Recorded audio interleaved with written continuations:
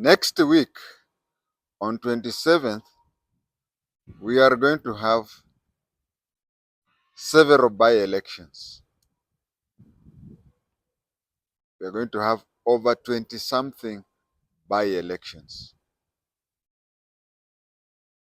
And the outcome, I'm talking about 1 week to the election time, the outcome is that the broad-based government will win almost all of them.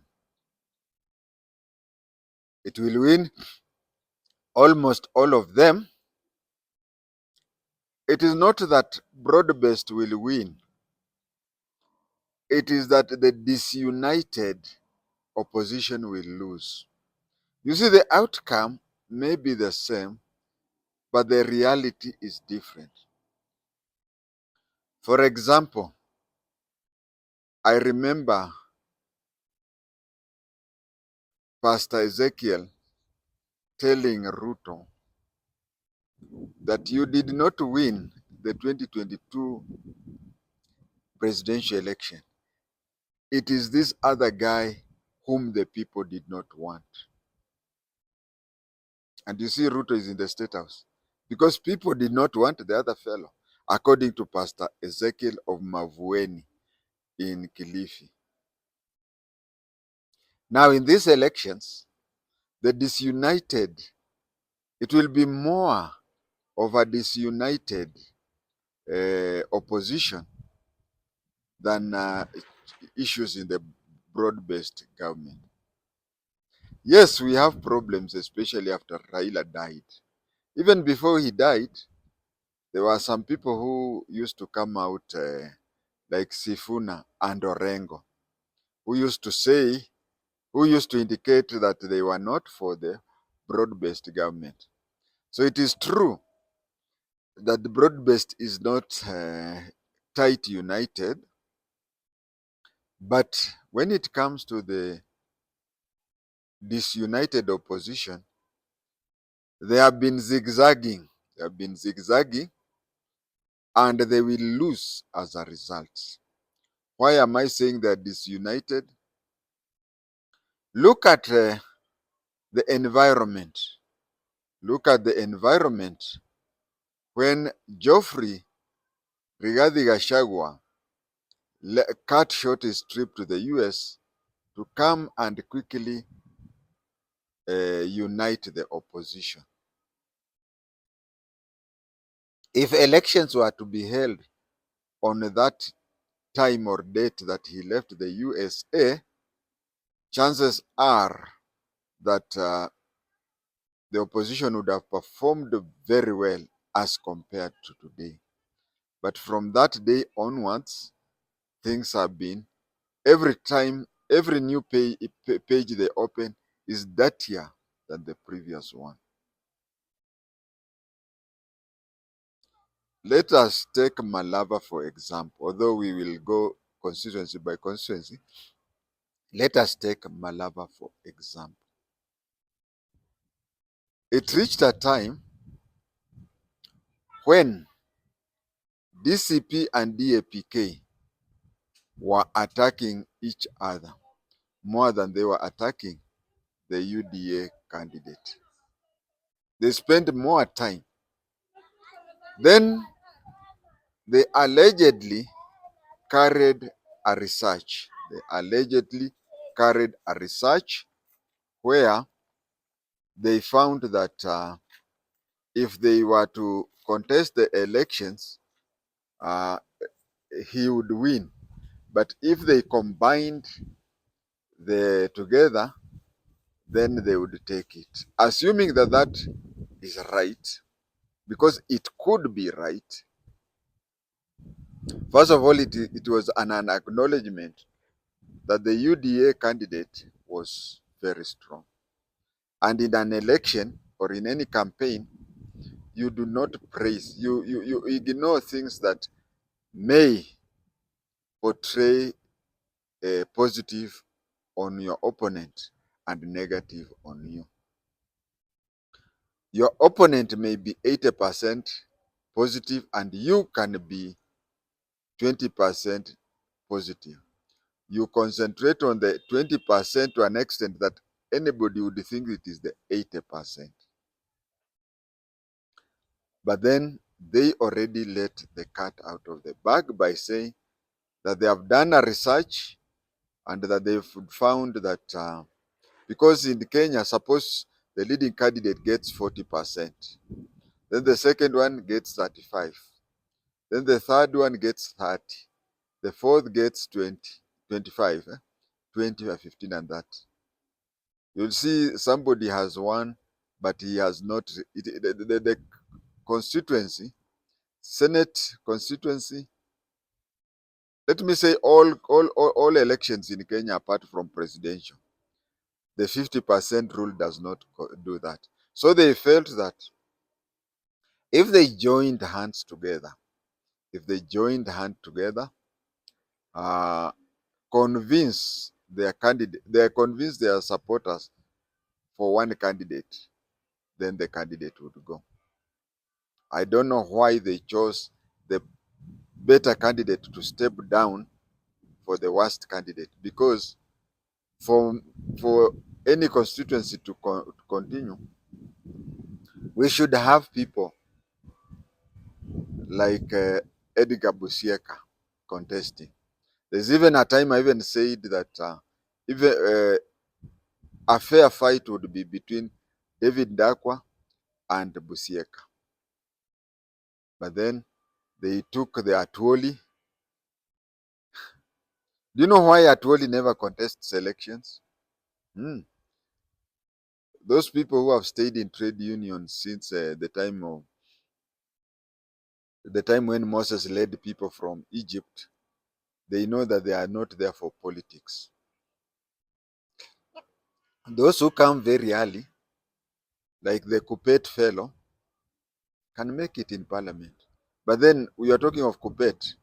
He's an official of post-primary school, so he must have a degree and whatever. So when you have people like Kina Atwoli, you know, Atwoli was bright. He knew that he cannot make it in politics, so he chose people. He finances several MPs. But then our person here, my nephew, okay, the two candidates are both my nephews.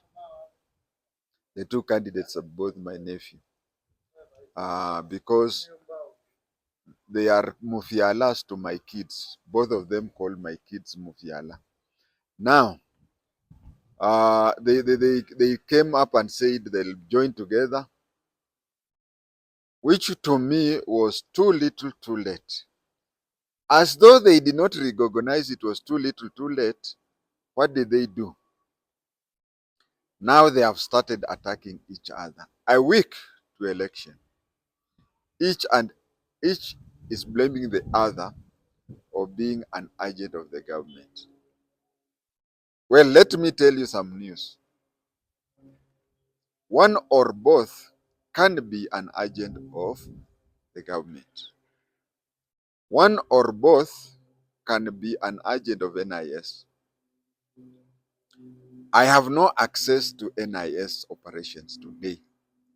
But during my time, we knew that Ford as a united force would overthrow KANU. So people were sent, different people were sent. There are those who were sent to talk to Matiba, and there are those who were sent to talk to Jaramogi. And the rest, as they say, is history. And they also say history repeats itself. These people, already they have gone to the ground. Malala saying, oh, I'm told it's called Malala Miko and Malala Miko. Malala Miko is complaining that huyu anatembea na pesa ya serikali. The other one is answering, tangu nikue dio. So you see, he's spending time, energy, and attention to a core fellow opposition. My viewer, this is the easiest way to steal elections. There's no need of, you saw what happened in Tanzania, where a lady was seen with so many ballot papers, more than 20 stuffing in one ballot box. These people, when they fight each other, that is what they lead to a situation where I said when I started that the opposition will lose. And it is not that the government will win, no, it is that the opposition will lose. Now let us look at all the seats starting from senatorial. In Kenya, we copied the American system. But in Kenya, it is only the presidential election that, no. In Kenya, presidential and governor, you don't go for by-election. In Kenya, president and governor, we don't go for by-election. The president dies, resigns, or anything, the vacancy is there, or even the governor, the deputy takes over. And we even have this, what we call Gerald Ford issue. We have the Gerald Ford issue, which in Kenya we can call it Kananu issue. Kananu issue is that they never appeared on the ballot paper. But you see, there was a vacancy in the vice presidency. And then the then president appointed Gerald Ford as a vice president. Then later on, there was a vacancy in the presidency. That is the same with Kananu. She was nominated by Sonko as a deputy governor.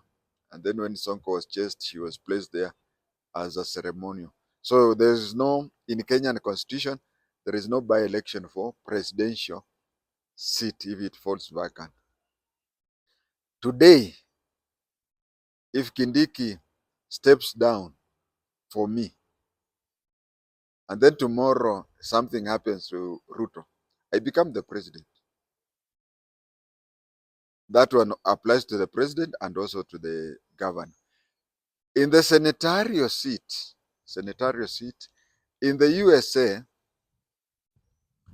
if the Senate seat becomes vacant, it is the governor for that area who appoints any resident, because we don't have deputy senator. So in the USA, when the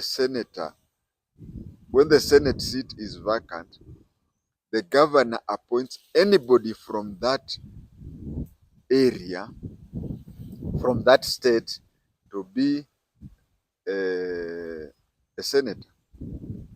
A good example, Barack Obama was the senator for Illinois. He never resigned as a senator until he was the president-elect. When he was the president-elect, he resigned as a senator. Then the governor for Illinois, it was upon him to select anybody else without even without what we call approval from the state assembly. No. You just choose anybody so long as that person is from that state and becomes. Now here is the problem with the US system, where you find that there is a state where the governor belongs to, let's say, this party, and the governor belongs to one party and the senator belongs to the other party. So in many cases in such a situation, you find that the governor appoints somebody from his or her political party, so that they increase the number of senators in the USA Senate. Now that is the USA Senate. They don't hold elections, but in Kenya Senate they hold elections.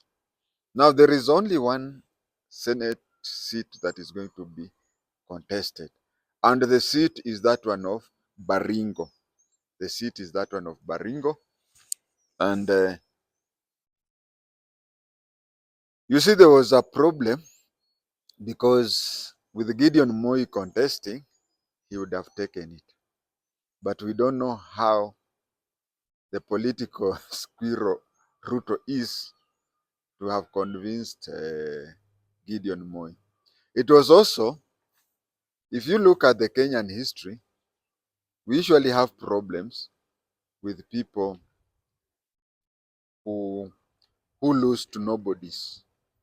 We have problems since time immemorial. It is since Kenya in the 70s or the 60s. Since the 60s, when you lose an election to a nobody and then a by-election is called upon, many of the people don't contest. The earliest known case is Dagoretti constituency. Dagoretti constituency, we had in Dagoretti constituency, we had Muthiora contested against Njoroge Mungai, and he won, and then he died in the hospital in India. There was, I don't think Njoroge Mungai contested that by-election because it doesn't look good for you to lose to a nobody and then go to a by-election. Most of the people in Kenya, that is, they usually leave that by-election out, and then those who contest, whoever wins, he will come and face him in the general election coming. That is to do with Kenya's history, where people, that is to do with Kenya's history, where a very high note politician loses to a nobody and the nobody dies during the tenure. So we do not know exactly what happened between Gideon Moi and Ruto. So we can just say that he is not contesting. And the senatorial seat for Baringo, it is as good as taken by the UDA. Below that, we have 6 National Assembly seats. 6 National Assembly seats. If you take Unguja, Unguja is next to Ugenya. If you take Kasipul, those are gone to the ODM.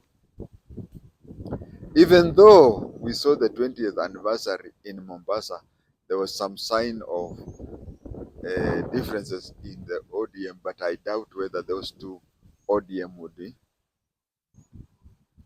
The independent candidate for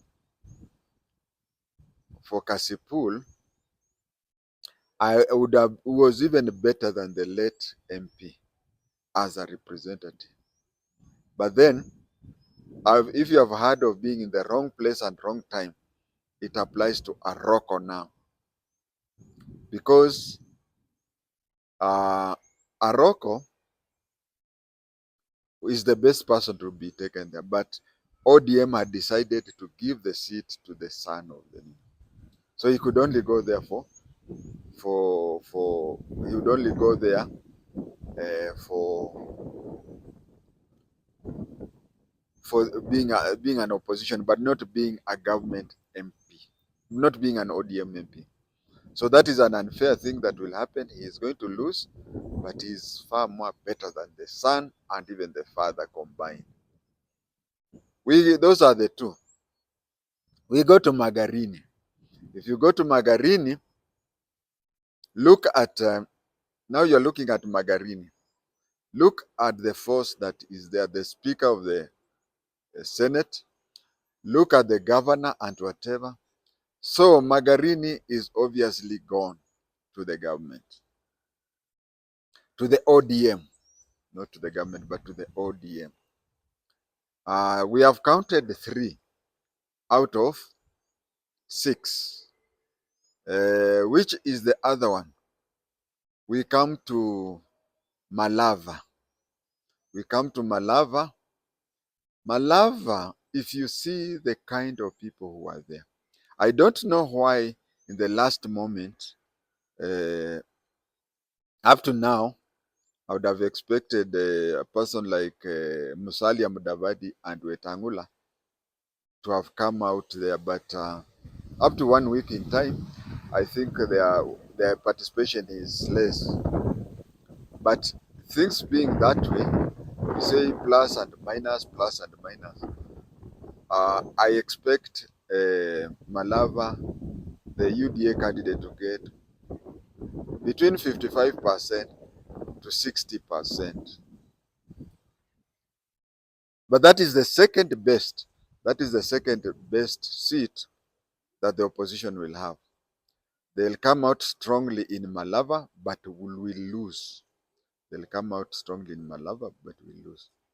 When they carried out the so-called scientific and found that things they were the way they were, is that it was what we call too little, too late.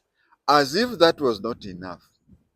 Now Malala and Natembeya have started this fight, where Natembeya is saying that since he was a Dio, he has never had Ruto's shilling. They are now They have now gone back to fighting among themselves. Now, that is the second best chance they can have. They will perform well in Malava, but they will not win. They'll come to 40 to 45. If they are very lucky, they'll get 45%. Between 40 and 45, they get that one. That is my estimation. Let us wait for the results. The best chance that they have, the opposition, is the Mbeere. Because now when Newton Karish of the Gangara wins Mbeere, it is not that the opposition has won. No. Somebody once said, is it the dog that wags the tail or is it the tail that wags the dog? In Mbeere, should Newton Karish win, it is the tail that has wagged the dog. Now, which party is Newton Karish? Newton Karish is on Democratic Party. It's a DP person. Now, if we take it this way, there are two MPs in Luoland. There are two MPs in Luoland. That is Kasipul and Ugenya. There is the Magarini in Kilifi. That one is going to be taken by ODM. So in this particular case, the winner will be ODM. ODM will get 3 seats. Magarini, Kasipul, and Unguja. The fourth seat is the seat for Malava. That one will go to UDA. The fifth seat will be Mbeere. That one most likely will go to DP. And Banisa is going to UDA. It is going to UDA for few reasons. One, it will go to UDA because those people vote along clans. There's called the negotiated democracy.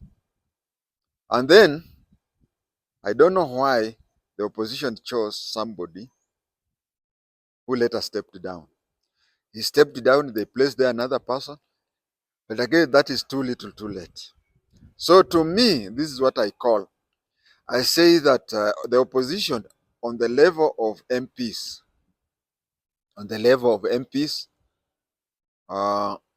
the winner will be ODM with 3 constituencies. As I've said, Magarini, Unguja, and Kasipul. Coming second would be the UDA with the 2 seats, Malava and Banisa.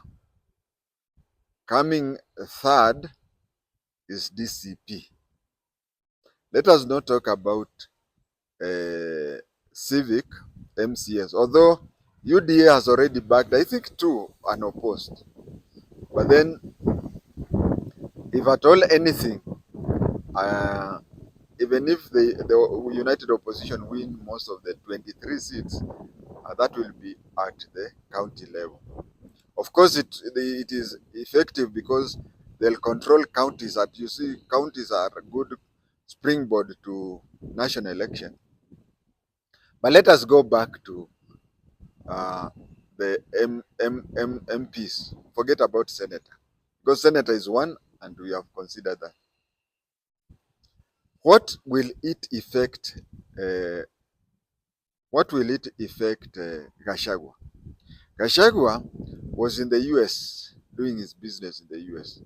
He came to Kenya to organize the opposition. He came to Kenya to organize the opposition, a joint opposition. See how it is. Out of the 6, they are going to get 1. 5 is going to the government. Has the opposition succeeded? No. What about DCP? What about DCP? DCP is going to get nothing. Nothing. And you know, Gashagua's politics is that we'll sit down and then we'll tell everybody, what have you brought to the table? Now, after 27th, Gachagua will now be told not to coordinate with the opposition. He got a chance on 27th, he failed it. Na huo ndio muktasari wa mambo yote.